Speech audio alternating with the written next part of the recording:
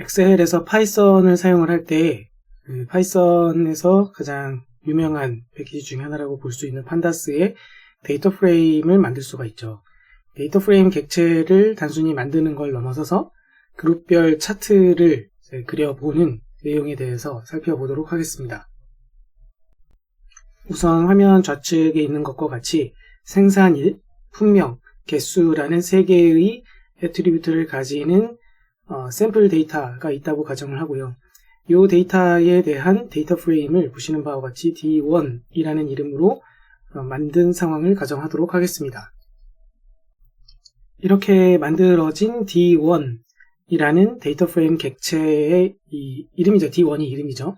이 이름을 사용을 해서 간단한 통계량을 내볼 수가 있어요. 예를 들어서 방금 만들어낸 D1 객체 아래쪽 셀 위치에서 D1.개수.sum 하고 괄호 닫고 괄호 달고 엔터 이제 해주셔서 실행을 시켜주시게 되면은 이런 식으로 말 그대로 개수 칼럼에 대한 총합, sum이니까 총합이죠. 총합 값을 쉽게 얻을 수가 있습니다.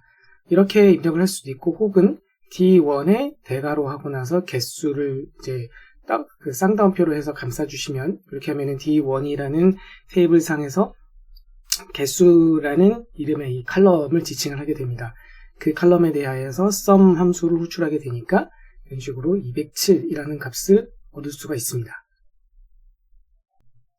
이와 비슷하게 D1.개수.min 혹은 D1의 대괄호하고 개수 괄호 닫고 .min 함수를 호출할 수도 있겠죠. 어쨌든 D1.개수.min 해가지고 실행을 하시게 되면 이번에는 17.25라는 min 값, 평균 값을 쉽게 구할 수 있는 것을 또 확인을 해볼 수가 있습니다.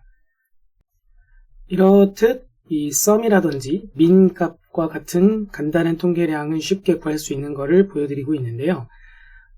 지금 앞장에서 제목은 그룹별 차트를 그린다고는 했습니다만, 그룹별 차트를 그리는 이유가 결국에는 데이터 분석을 하기 위함 아니겠습니까? 데이터 분석을 할 때는 이러한 간단한 통계량을 먼저 내보는 경우가 많기 때문에 함께 간단하게 소개를 드리고 있고요. 당연히 sum이나 min 값 외에도 다른 통계량들을 구할 수 있는 함수들이 얼마든지 제공이 되고 있고요. 그러한 기타 등등 함수들에 대해서는 판다스의 데이터 프레임 혹은 판다스의 시리즈라는 이름의 클래스에 대하여서 어떤 함수들이 제공되고 있는지를 기술 문헌들을 참고하시면 될 것 같습니다. 요새는 그 검색 엔진이 굉장히 성능이 좋아졌기 때문에 그 검색 엔진 상에서 판다스 데이터 프레임, 판다스 시리즈 함수 이런 식으로 검색어를 간단하게 넣으시기만 해도 쉽게 관련된 문서를 찾으실 수가 있을 겁니다. 자, 이번에는 데이터 프레임 만들었던 것에 대하여서 그룹화를 해보도록 하겠습니다. 지금 보시는 바와 같이 D1이라는 이 데이터 프레임이죠. 이거에 대해서 만들어진 데이터 프레임에 대해서 D1.groupby라는 함수를 호출할 수가 있겠어요. 이 groupby라는 함수는 그 매개 변수로 주어진 칼럼, 여기서는 생산일이라는 칼럼을 주고 있죠. 생산일 칼럼의 값을 사용해서 그룹화를 하게 됩니다. 지금 보고 계신 예시와 같은 경우에는 생산일 칼럼을 보시면 이게 날짜 값이죠. 그러면은 이 경우에는 요 연, 월, 일 중에서 1값 단위로 기본적으로는 그룹화가 됩니다. 그래서 생산일 점 하면은 이제 생산일에 대해서 그룹화가 되고 나서 그 그룹별로 해가지고 개수를 접근을 할 수가 있게 되겠고요. 그룹화를 해주니까 같은 날짜끼리 그것들에 대하여서 개수라는 애트리뷰트에 접근한 다음에 sum을 호출해 주시게 되면 그러면은 지금 보시는 바와 같은 결과를 얻을 수가 있는데요. 이 예시와 같은 경우에는 생산일 중에서 동일한 날짜에 대한 생산일 값이 없었단 말이죠. 예를 들어 3월 1일 값이 2개였다든지 그러면은 같은 날짜인 3월 1일에 대한 이 개수 값을 다 총합을 해가지고 표시가 될 텐데 지금은 동일한 날짜에 대한 것이 없기 때문에 원본 데이터와 동일하게 개수 값들도 그대로 다 일자별로 출력이 된 것을 알 수가 있습니다. 그룹 바이라는 것을 하기는 했지만 사실은 그 각각의 생산일 값들이 다 하나의 그룹으로 취급이 됐기 때문에 데이터 개수와 그룹 개수가 동일하게 취급이 된 그런 케이스라고 할 수가 있죠. 자, 그렇다면 생산일에서 일자가 아니라 예를 들어 월이라든지 연 단위로 그룹화를 할 수는 없을까요? 이를 위해서 지금 이 예시에서는 PD라는 별명을 적극 활용을 해보도록 할 것인데요. 이 PD라는 별명은 파이썬 프로그래밍을 할 땐 판다스 라이브러리를 지칭하는 별명으로 자주 사용되는 키워드가 되겠습니다.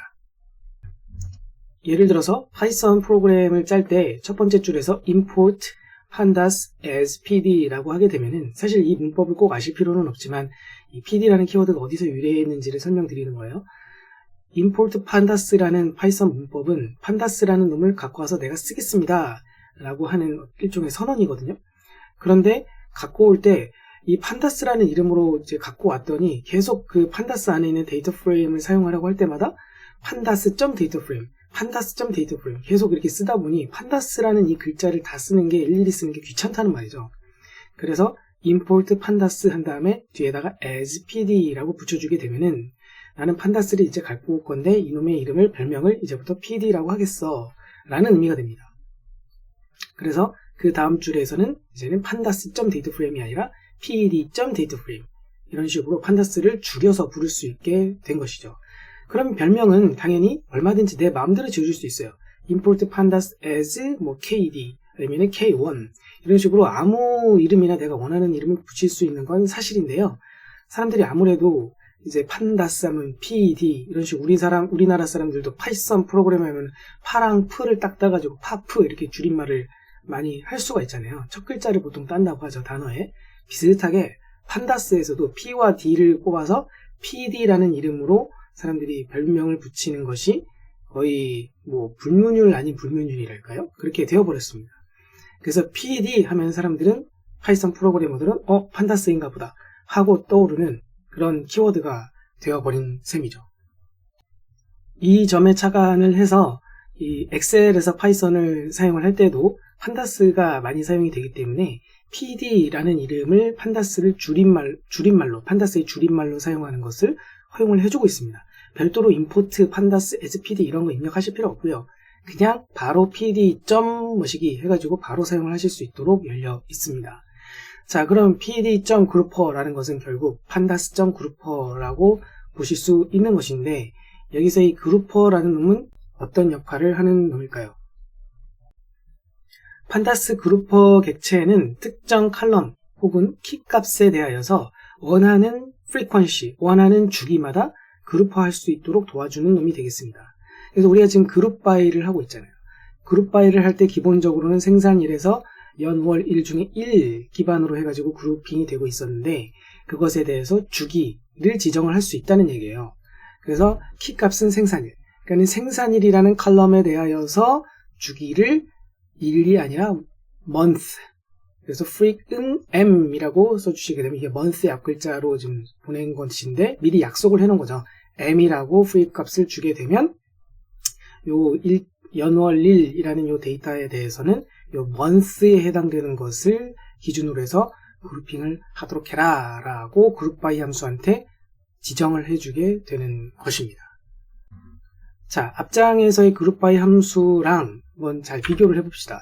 앞장에서는 그룹바이를 할 때 곧바로 키 값을 줬단 말이에요. 생산일이라는 이 애트리뷰트에서 그룹핑해라 라고 말이죠. 근데 지금 보고 있는 것은 이 생산일이라는 것만 던져주는 게 아니라 생산일을 키 값으로 했을 때 프리퀀시 기준은 month로 해라 라고 하는 그룹퍼를 생성을 해서 그룹바이에게 던져주고 있습니다. 자, 이런 식으로 이 문자열을 단순히 넘겨주는 방식으로 그룹바이를 사용하게 되면은 저희 그룹퍼를 사용하지 않는 이런 방식으로 해가지고 그냥 기본적인 기준, 여기서는 freak이라는 값이 마치 이 day에 해당되는 일에 해당되는 것으로 기본 지정돼서 실행이 되는 거다라고 생각을 하실 수가 있는 것이고요. 지금 요 예시와 같은 경우에는 나는 요 일 단위가 싫어, month에 해당되는 월 단위로 할래 라고 해서 직접 그룹퍼를 통해서 지정을 하는 것이다 라고 정리할 수 있습니다. 자, 이렇게 해서 그룹바이 함수 결과물이 만들어지면 그에 대해서 앞장 예시와 똑같이 개수.sum 함수로 호출할 수 있게 되겠고요. 지금 어떻게 되어 있습니까? 보시는 바와 같이 2059년 3월 31일이라고 원래는 데이터에 있었는데 3월 31일자로 해가지고 그러니까 3월 1일부터 31일 것까지 다 모았다 이 얘기예요. 그래서 실제로 3월 1일부터 3월 4일까지가 지금 3월 전체이니까 이거 4개 더해보세요. 76이 나옵니다. 그렇죠? 이런 식으로 해서 각 월별로 해가지고 싹 다 값을 표시해주고 있는 걸 알 수가 있고요. 그런데 좀 재미있는 점은 이 없었던 그 월들에 대해서도 다 표기가 되고 있다는 거예요. 예를 들어 2059년 5월이라는 건 여기 데이터에 없었거든요.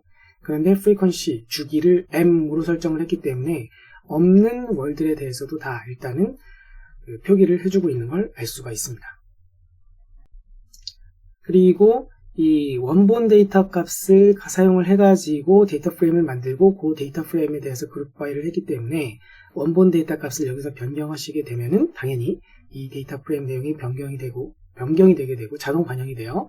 그럼 당연히 지금 보고 있는 이 그룹 바이 결과물도 그 내용을 자동 반영을 하기 때문에 이제 변경이 될 것이다 라는 점을 인지하시면 되겠습니다. 자, 그럼 이제 그룹화를 했는데요. 그룹화 결과물에 대해서 시각화를 해보도록 합시다. 차트를 그려볼 것인데요. 그룹화 결과물을 데이터1이라는 이름으로 지정을 해보도록 하겠습니다. 방금 봤던 그룹 바이 함수의 결과물을 데이터1이라는 이름으로 넣는 내용이 되겠고요. 그런 후에 같은 셀 안에서 두 번째 줄을 만들어가지고 방금 만든 데이터1에 대해서 plot이라는 함수를 호출하고 있습니다. 이 plot이라는 함수는 이름에서도 알 수 있다시피 데이터1이 가진 내용을 시각화해주는, 플로팅해주는, 그려주는, 그래프로 그려주는 함수라고 보시면 되겠고요. 그래프를 보통 그릴 때 가로축, 세로축 있지 않습니까? 지금 여기서는 조그맣게 그림으로 이제 결과가 표시된 건데요. 가로축에 대한 레이블 값, 가로축에 대한 제목이랄까요? 그것을 생산일 월이라고 할 거야. 세로축 제목은 개수라고 할 거야. 라고 지정을 해주는 겁니다. 그리고 kind는 area라고 주고 있는데 이것은 플로팅을 한다 하더라도 여러 종류가 있거든요. 그래서 area라는 종류에 해당되는 그래프를 그려줘 라고 지정을 하고 있는 것이에요.